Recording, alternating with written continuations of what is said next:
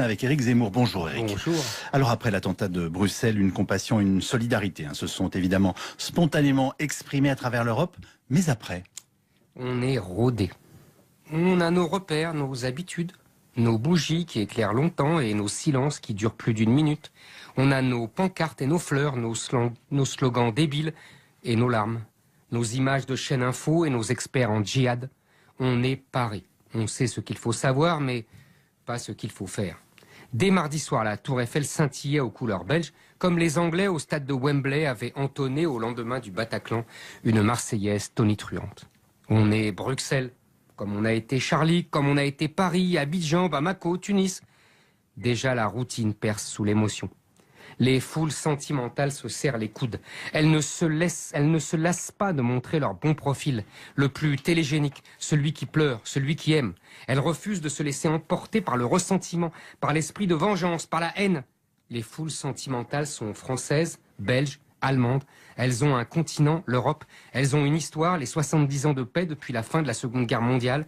Elles ont une idéologie humaniste, un succès d'années à batardi et laïcisé, du vieil universalisme chrétien à un « tous les hommes sont frères », dont le seul inconvénient est de ne pas être réciproque.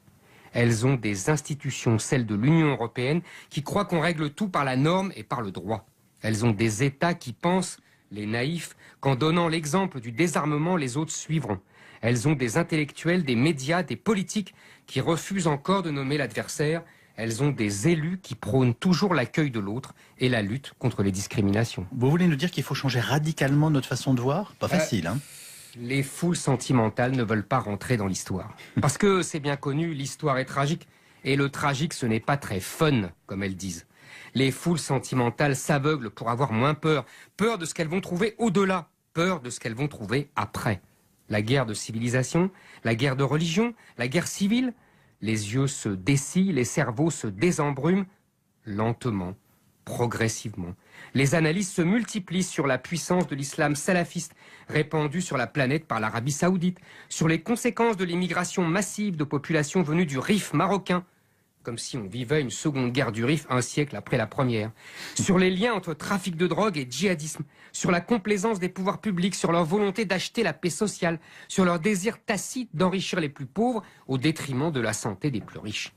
Les uns plaident l'aveuglement, les autres l'angélisme, les non-dits sortent des placards, les interdits d'hier deviennent vérité d'aujourd'hui, les foules sentimentales toujours endormies, sous anesthésie, s'éveillent. Les foules sentimentales redeviennent peu à peu des peuples, conscients de leur force et surtout de leur faiblesse, conscients qu'ils ne vivent pas dans le monde de oui-oui, qu'ils ont des ennemis qui veulent les soumettre à leur joug.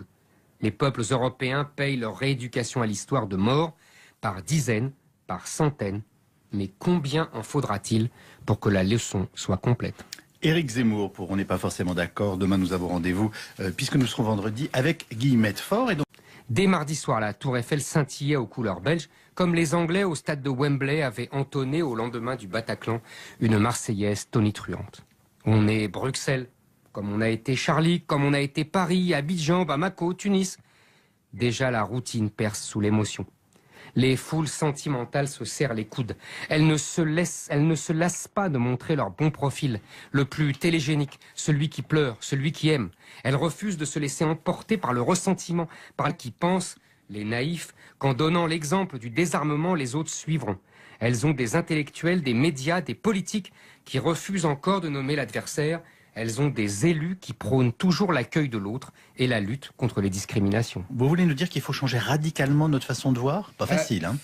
Les foules sentimentales ne veulent pas rentrer dans l'histoire. Parce que c'est bien connu, l'histoire est tragique. Et le tragique, ce n'est pas très fun, comme elles disent.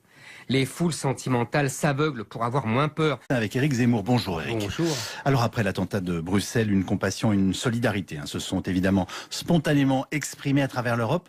Mais après, On est rodé. On a nos repères, nos habitudes, nos bougies qui éclairent longtemps et nos silences qui durent plus d'une minute. On a nos pancartes et nos fleurs, nos slogans débiles et nos larmes. Nos images de chaîne info et nos experts en djihad. On est paré. On sait ce qu'il faut savoir, mais pas ce qu'il faut faire. Peur de ce qu'elles vont trouver au-delà. Peur de ce qu'elles vont trouver après. La guerre de civilisation, la guerre de religion, la guerre civile. Les yeux se dessillent, les cerveaux se désembrument, lentement, progressivement. Les analyses se multiplient sur la puissance de l'islam salafiste répandu sur la planète par l'Arabie Saoudite, sur les conséquences de l'immigration massive de populations venues du Rif marocain, comme si on vivait une seconde guerre du Rif un siècle après la première, sur les liens entre l'esprit de vengeance par la haine. Les foules sentimentales sont françaises, belges, allemandes. Elles ont un continent, l'Europe. Elles ont une histoire, les 70 ans de paix depuis la fin de la Seconde Guerre mondiale. Elles ont une idéologie humaniste, un succès d'années à bâtardi et laïcisé, du vieil universalisme chrétien à un « tous les hommes sont frères », dont le seul inconvénient est de ne pas être réciproque. Elles ont des institutions, celles de l'Union européenne, qui croient qu'on règle tout par la norme et par le droit. Elles ont des États